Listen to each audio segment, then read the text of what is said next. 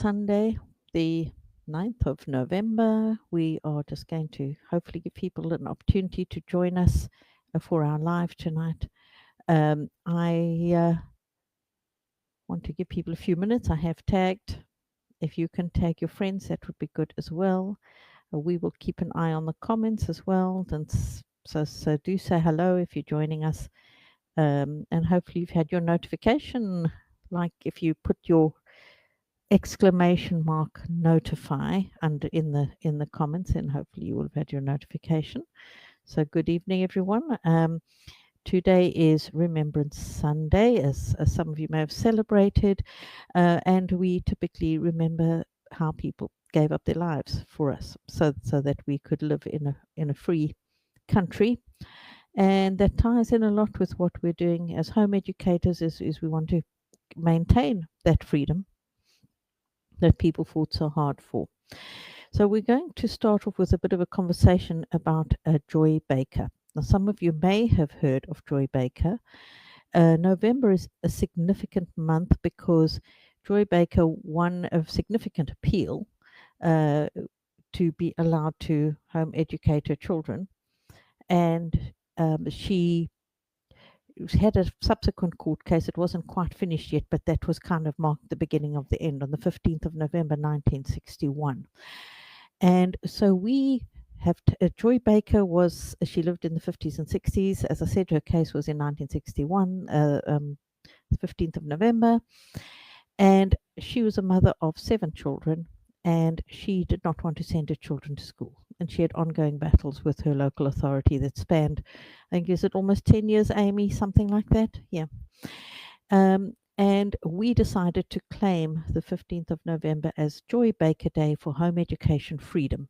It's not specifically about joy, but more representing the battles that we have to maintain our freedom to educate our children as parents. So 15th of November, next Saturday, is Joy Baker Day. We will be celebrating by having a live broadcast from the Joy Baker Day Facebook page, which you can go and find and follow or like, whatever you need to do, so that you can join us next Saturday. We will have some guests as well, and we will be talking about the importance of having that freedom to home educate. But this year, it's actually been a bit of a bumper month for Joy Baker related matters. Now, Joy Baker wrote a book in 1964 called Children in Chancery. This book was not in, it was printed back then. It sold some copies, but it was not reprinted. And so people have been having to pay huge amounts of money to get hold of this book because it's so rare. But now it has been brought back into print by Living Press Books in Australia, and you can now purchase a copy for yourself. You can get hardcover, you can get a paperback, or you can also get a digital version. But not only that, there's a couple of other books which Joy wrote which talk about family life. So you can actually get all 3 together as a set. So we will be sharing the link so you can actually go and get a copy of Joy's book or books in your hands to read for yourself her very articulate relating of the family story and their battles with the local authority and in court. But another thing that we decided within our Home Education Alliance was to set up a charity called the Joy Baker Fund. And the Joy Baker Fund has been set up to protect people from if families are taken to court, and they would be very specific cases. But the Joy Baker Fund would be able to apply for a grant to prevent you from falling into financial hardship defending your freedom to home educate. Now, this is still quite a baby charity. We haven't got raised huge amount of funds yet, but hopefully if home educators can get behind this fund and perhaps commit to donating £1 or £2 a month, a cup of coffee a month, to the fund, we will quickly raise funds which can then help to protect families going into court.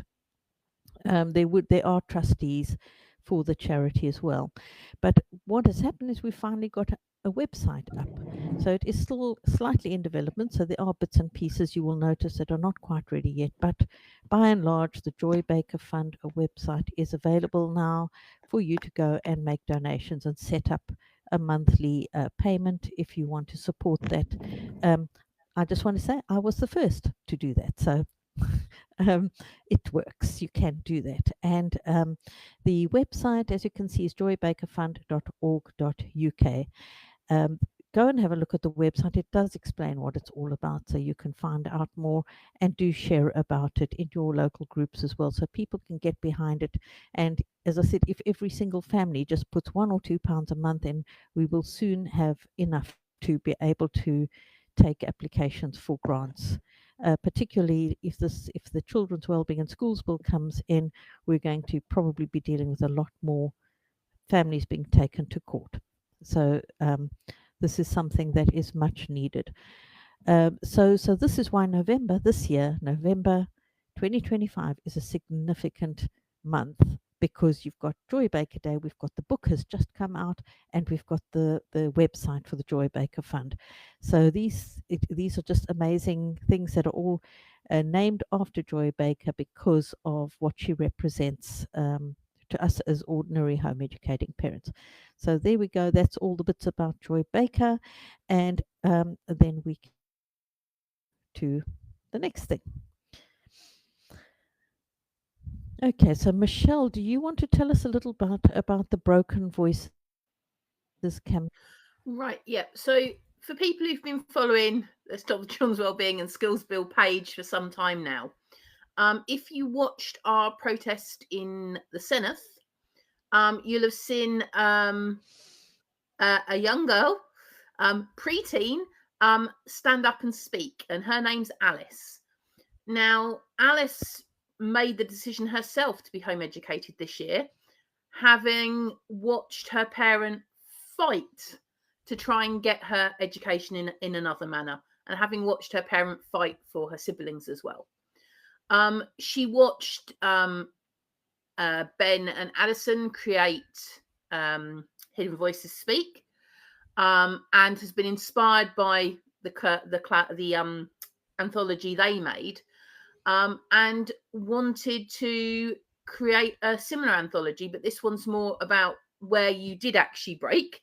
So this isn't, whereas the other anthology was sort of celebrating home education itself, this one is finding a space for children to be able to write their stories, put their pictures in, create anything that just shares their voice, where they feel they've been ignored up till now, so that there's one place where their voices can be there, saying their story or saying what they want to say about either how they've been made to feel by the systems, or how they feel the systems could work better for them, or just anything they feel that just shares what they want to say at the moment, about their sort of educational journey. And it's opened this week, the 8th of November, and you could submit up till the 8th of December. As you see, there's a Google form which you can submit to, but if you're not somebody who can do Google, don't worry, they've got an email address you can email your submissions into.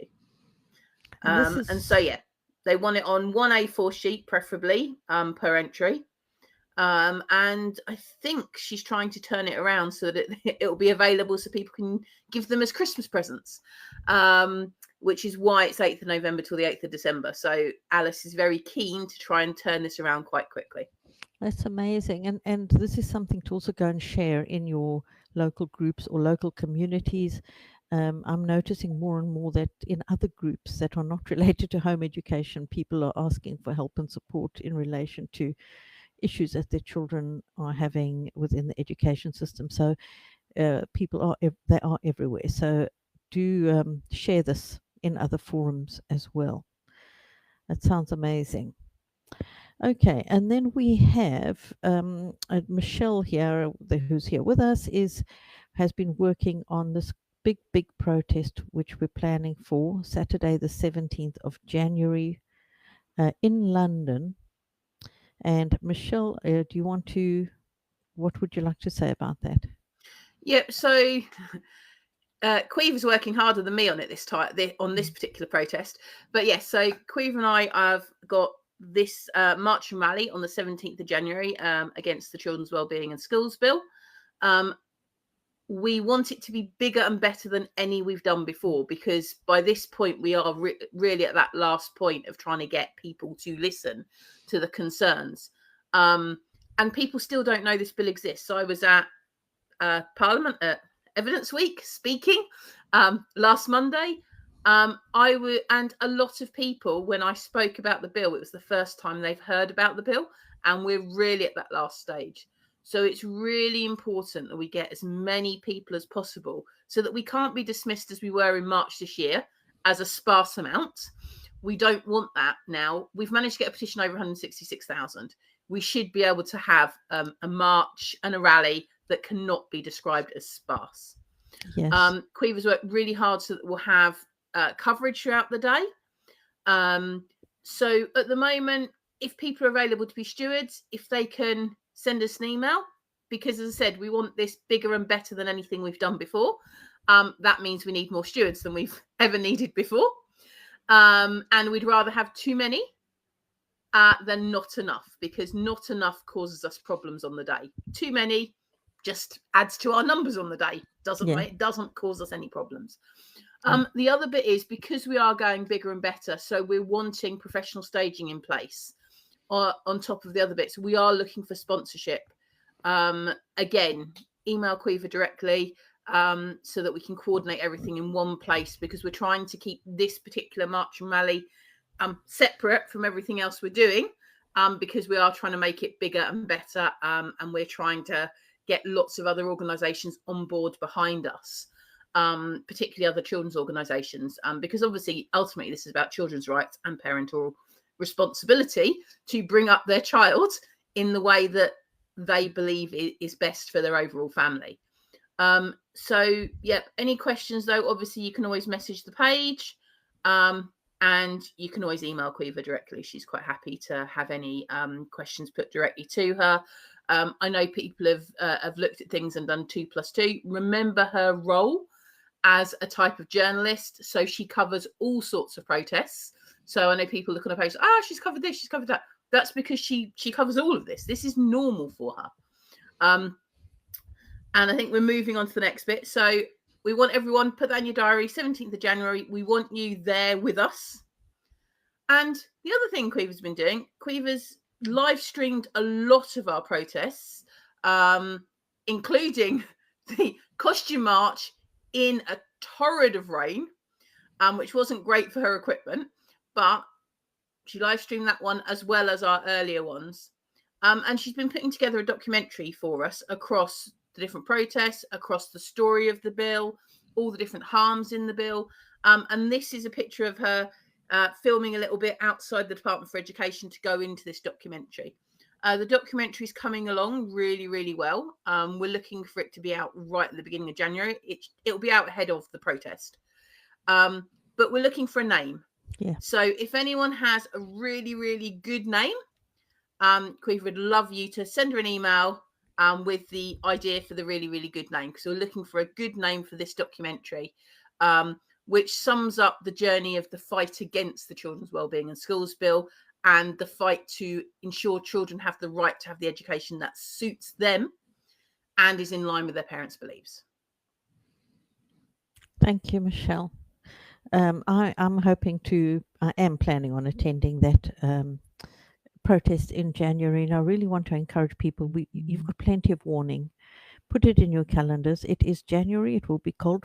Know that it will be cold. Let's not chicken out because of the cold. Let's just dress appropriately. But let's be there, because this is it.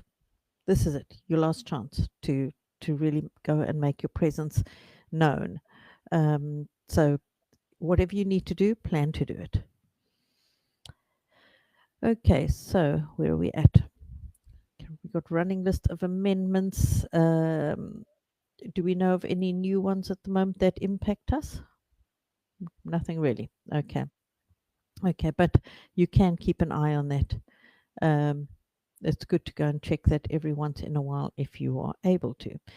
Then The other bit is the second we start seeing lots of amendments added, that probably indicates members of the House of Lords have been given an indication that there is a report stage date to be announced. Because obviously they will know before we know, because they don't just magically appear in the diary. There isn't much, but there is a tiny little bit of discussion when they do listings. So if all of a sudden we see a big flurry of amendments but don't see a report stage date shown, there's a high chance they've been told something that we don't yet know publicly. So that's the point when everyone needs to be taking seriously any amendments they don't see appearing in this. If the peer spoke about it at committee stage and you think, actually, I want that brought back, that was a good amendment, that will be the time we'll be asking you to write to those peers and sort of say, are you going to bring back this amendment? It was really, really good, and it would help me by with whatever the story is to link it personally. Yeah, we've been very fortunate so far to get this little bit of a stalling. So we don't know when that time's going to run out. So we do need to be on top of this as much as possible. But as yet, no date on report stage. Okay, then is it the open letter next, Kat? No, the questions. Sorry, where are we? Okay. Yeah, so Michelle, you know more about this letter. So if you want to give us a bit of information on that. So obviously this, anyone who's heard me banging on about this all year, this bill is a patchwork of 100 things that shouldn't ever be stuck in the same salad. And one of the things at clause 4 is them changing the children's rights around data. So it's adding in a requirement, a duty to share at a much lower threshold. So safeguarding's out the window. You don't need consent. Just you may promote welfare, which basically means anything, because anything may promote someone's welfare, depending on your subjective view. Now, a few of us went to something called the Battle of Ideas a few weeks ago, and Together Action had a massive presence there, mainly because some of them were speaking because they had a session on digital ID, and they have pro speakers and against speakers. And so some people had lengthy conversations with them. And we were overjoyed to see that a couple of weeks later, an open letter on the points that have been brought up, that the Children's Wellbeing and Schools Bill effectively means that even if as adults we reject the digital ID, our children won't have the choice. So we've already got in schools where they're already paying for the lunch by biometrics. So most schools it's a thumbprint, but we already have more than a handful now of schools that pay for your lunch by your face. So then if we're putting all of this in and using the NHS number, which is what, if you check Hansard records in the House of Lords, they indicated the NHS number is what's going to be used for the consistent identifier. Important point there, your NHS number doesn't expire when you're 16 or 18. So that means whatever data is shared is not going to expire at the end of your childhood. And you've already got some of those records. So we're going across education, health, social care, and any other agencies the Secretary of State determines. Yeah. So anybody, basically. It includes the police. And so, this information can be shared with at that really, really hard threshold of may promote welfare. And no consent's required, no consent by the child themselves. Because remember, children are their own data subjects, and no consent off their parents. So this is a really, really, really big and significant change to data privacy rights for every child. Worse than that, we know the data protection impact assessment hasn't even factored in clause 4. We know this because a few of us have done FOIs. Anyone can go on what do they know. You can look up Children's Wellbeing and Schools Bill data protection impact assessment. You can see them saying they're going to consider this when they go to regulations. Well, that's a bit late because it should be considered in the discussions before it gets put in the bill. And obviously Together Action have been campaigning against digital ID since the COVID vaccine passports that looked like they were going to be turned into a digital ID. So they know what they're doing with these things. So for them to take on board what we've discussed, go away and look into it themselves, and they took away some of the Reclaim Rights for Children's leaflets to look at, and then come back with an open letter. They've seen what we're seeing as well. So we want everyone to read, sign, share with your MPs, let them read the reasons, because people forget what real safeguarding is. And the MPs, a lot of them, they're waking up, but a lot of them literally just being told, oh, no, we need that in there to safeguard children, are not looking beyond that, not looking at, hang on, but there's no consent here. Hang on, but these children, there isn't even a known risk highlighted or even suspected before we're sharing their data. And no one is asking the children about this. Yeah. And then they can't even make that data go away. There isn't a point where it goes away, because if it's linked to an NHS number, that's for life. And it means that information that could be really sensitive can be accessed by people who shouldn't be able to access it. That information can be used and abused, exploited in however many ways you can imagine. So I think it is really important to keep these things separate. The same applies for the proposed digital ID for adults as well. These things need to be kept separate, because the whole point of the data being used, you always get told, oh, the data will only be used for this thing, for this purpose. But then you might find that then the data is being used for other purposes, because of who's got access to it. So very important. And the thresholds are incredibly so low as to be meaningless to share your data. So we should be very concerned. Yeah, and this is a quick and easy action you can do. It literally takes you under 2 minutes. Click on it, put your name on it, do the simple maths, or use a calculator for the thing to prove you're not a bot, and you're done. So it's a really quick and simple, effective method of showing that you don't accept this for your children, or for your friends' children if you haven't got children yourself, or relatives' children. And I know we keep going on about different petitions you can sign and things you can sign. Please bear in mind how little time these take. A lot of people are not able to get to protests in person and that kind of thing, but this is something you can do.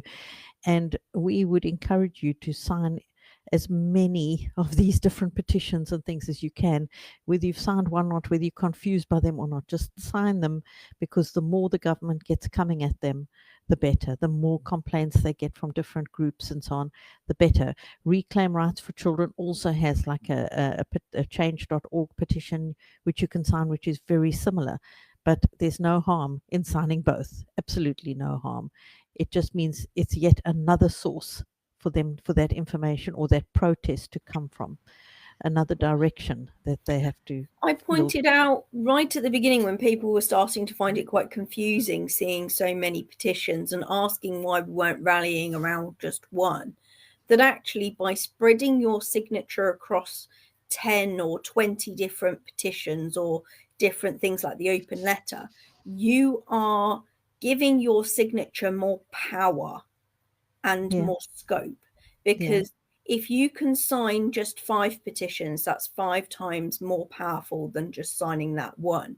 If you sign 10, that's 10 times more powerful. And that is helping out everybody, because if we all do it together and we all boost all of these petitions, it has a massive impact, because then the government are having to answer not just one petition, but 10 petitions, and their heads spinning because they're like, I'm getting it from every angle. So we have to hit them with everything. Plus, we're keeping them out of mischief because we got them answering this.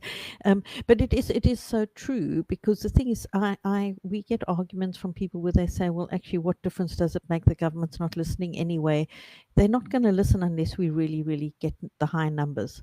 So the more people who say they're not going to listen anyway and then don't sign, yes, that is basically, what do they call it? It's like, foretelling, it's a foregone conclusion for you. But yet, if we can sign as many as possible and we can get the numbers up on every single petition and really push, use all that anger you've got about these things to share these petitions out there and get them out there. And the other side is, if they don't listen, you've lost seconds of your life signing a petition.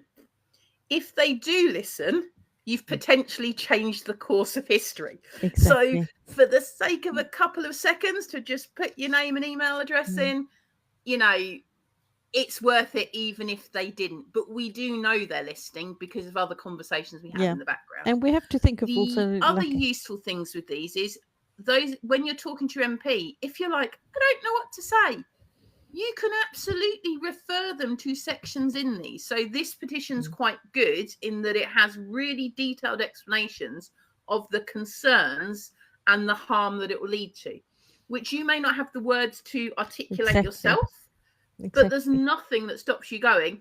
And if you look over here, this says this, and they have a whole website and loads of experts. And if you go on the Reclaim Rights for Children one, you'll see a load of experts with very, very high profile in social care and in education. They know what they're talking about, professionals who have spoken out against this. So where you're like, I'm not quite sure of my expertise, using other people's petitions and letters, and that's using them, not pretending that they're your own, using them to illustrate the concerns and pointing the MPs, well, if you don't accept me, your constituent, look at all of these really big experts, they're talking about it.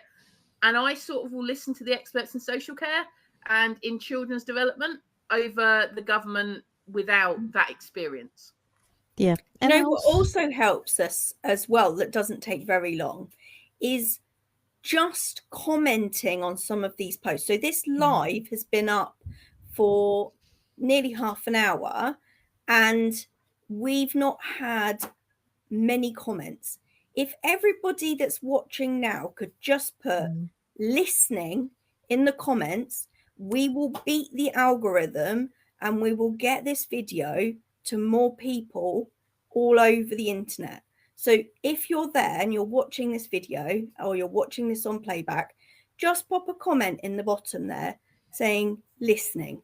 If you've got no questions at all, that's fine. You don't have to say anything, but just help us to get this boosted, because we need everybody to help get this petition up and to get these actions going, because we want everyone's voice to be heard. To get the word out, and the thing is, we do this live precisely so that people who don't have time to go and read everything can get a catch up in one in a half an hour or a little more, as it might be this evening. I just want to say also about all of these petitions and so on, we have to think one day if we do lose these free children, ask us, what did you do? Why didn't anybody do anything? This is your chance to do something. This may be your only chance to do something. So don't, let's not drop the ball on this. And we're all in it together. You're not alone. Okay, next up. Okay, is this questions that have been asked? What was this latest one? Is this the impact assessment one? This was quite interesting, wasn't it? Because this was quite revealing in its response. So I just added myself in briefly. There were a couple of questions this week about the bill. They're not necessarily hugely relevant to us necessarily, but it's just to keep people informed that things are moving on. The links, of course, will be in the Substack. Yes, I don't know. I want to mention that one that we were just on quickly, just to say, sure. Is that one that she was, the question was about the equality impact assessment.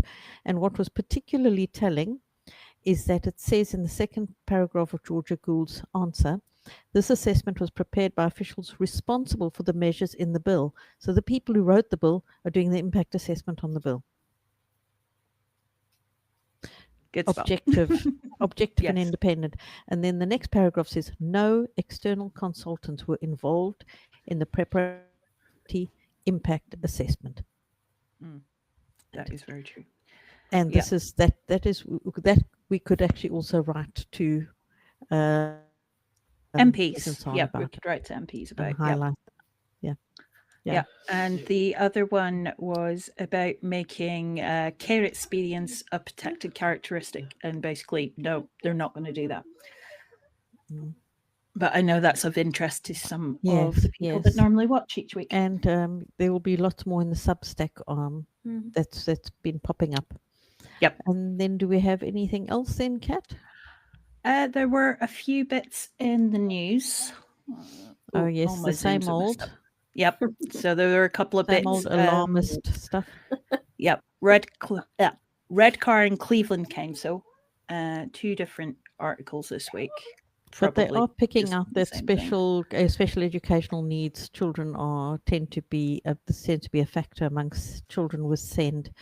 Mm-hmm. So that message is starting to come through now with the crisis in this country around SEND. So yeah. Mm-hmm.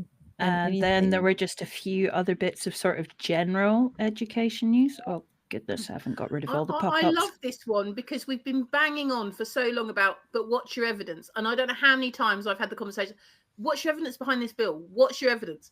Well, they're not happy with all the evidence that does exist already. I know Birmingham for years has done some really, really good research around neurodiverse learning and how children don't fit into certain classroom environments. And they've done really, really intense research. And I know many other universities have as well. It's just I happen to have read a lot of the Birmingham stuff that is very specific to neurodevelopment.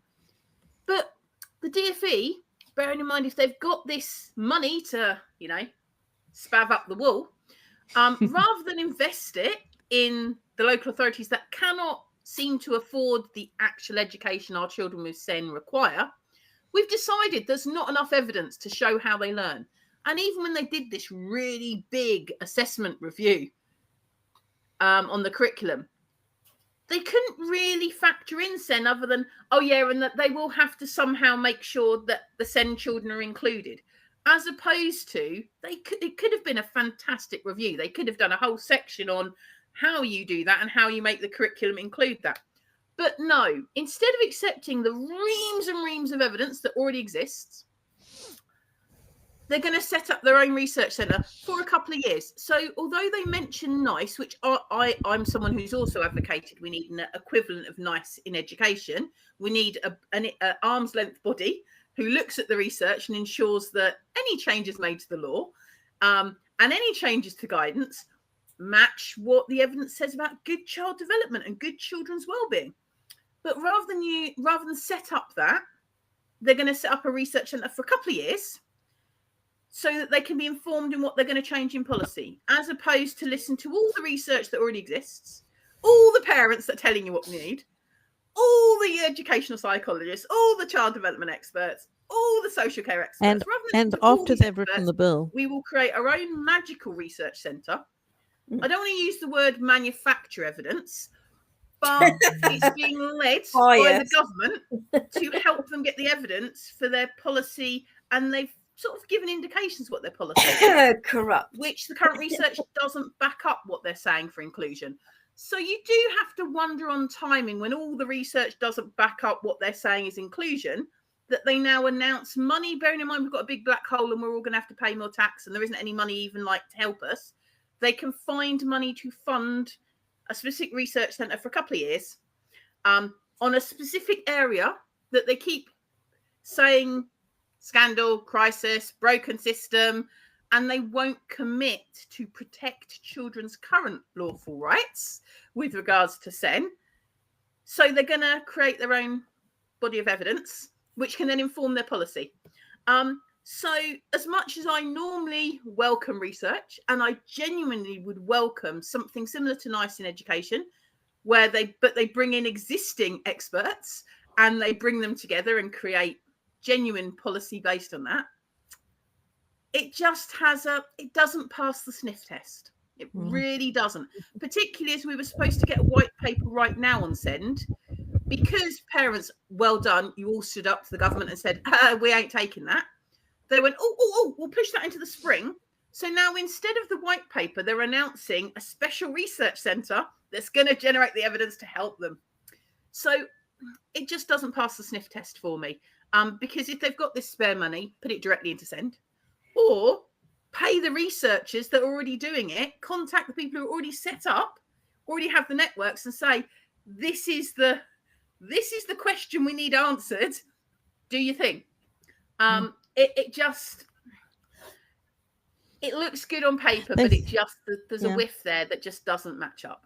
Well, I don't think there'll be any job creation there either, to be to be honest, because they like to retain staff. So what they'll do is migrate staff into this new research project that they know have already been conditioned within the DFE to think, act, and be for the cause.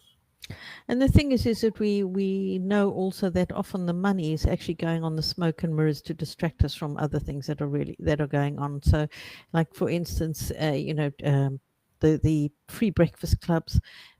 They've spent more money, I think, on advertising the free breakfast clubs than on the free breakfast clubs. Yes, well, that's. Sorry, my son just reminded me you didn't use the air quotes. Yeah, but she's got a £90 million budget for the advertising, for public relations. Whereas the money could actually be going into doing the job, and if it was so amazing, if what they're offering is so amazing, so much money advertising it, it wouldn't need advertising if it was such a good thing. So there we go. This is what we're dealing with these days. And the DFE video showing that the child is being given a pastry wrapped in plastic and a juice of apple for their breakfast. Yeah. Anyway, this is what we're dealing with now. Kat, have we got any more? Just a couple of bits about the curriculum and assessment review being published this week. So now, I haven't not only neither I've read articles here and there, so I'm picking up bits. Yeah. But not only did they publish the final report, the government on the same day published their response. So nice reading for tomorrow morning. I do need to go and have a good look. The thing is that if this one is a world-class curriculum, what was the last one that they said was world-class? Yes, I thought the last one was world-class, so obviously it wasn't. If this one is world-class, anyway. Very cynical about these things, because I have seen a lot of people complaining that it's not going to, they're basically getting rid of some of the things that are needed in order to push new things in. But anyway, a lot going on in the news at the moment as well. A lot of negative feeling. Yes. So that's why we have to keep fighting. You take that energy that's angry with everything and put it into your petitions and your protests and whatever you can do. Sharing. Yes. So please do share this, share with the live with friends that are in the action group. It is publicly available on the Alliance page and on YouTube as well. We have a YouTube channel which is called the Home Education Channel.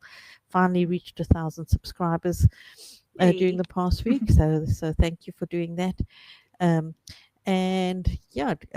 Go and order Joy Baker's book so that you can find out about how she dealt with the struggles that she had with the local authority.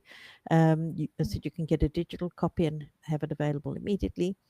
And what else? Just have a good week. Oh, for those in the Home Ed Action Group, I am going to be reinstating our local action Zooms. I just became so busy that literally couldn't fit it in. So the next one's going to be the 24th, and I will put, and it'll be 8 p.m. like normal, and I will put a Zoom link in the Home Ed Action Group in the next few days. Thank you. But just for those who have previously come, I haven't forgotten you, and I know you've been doing amazing things. I've seen some of the bits where you've met with MPs. I've seen some of the questions asked in the House of Commons that I know has come directly out of some of the actions you've been doing, because I know what you've been discussing with me and sharing with me. And then I've seen your MP ask those questions. So you are doing fantastically in the background. I haven't forgotten. I literally just got snowed under and had no capacity. So I'm really well done, everyone. The next one.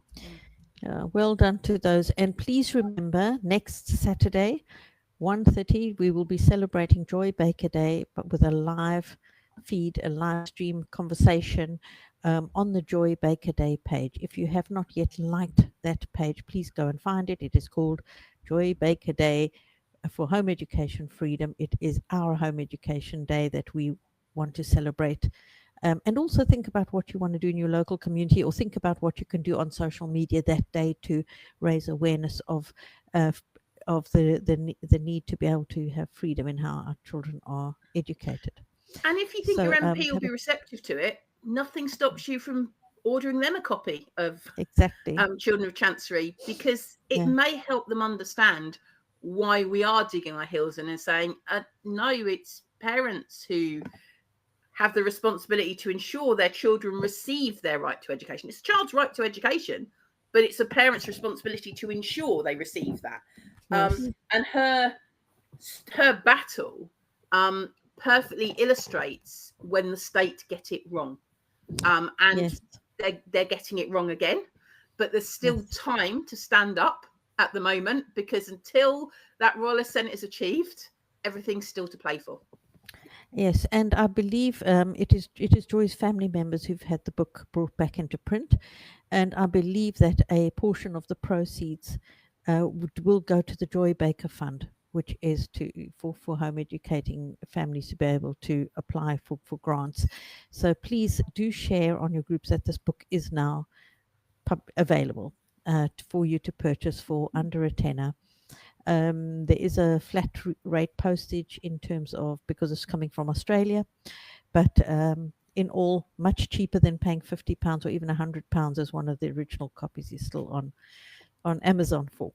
So do go and grab yourself a copy and read that.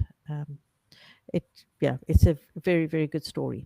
Okay, I think that's everything. So do remember to join us next Sunday for our live again, and hopefully we will hear from you at the Joy Baker live stream next week as well. Take care.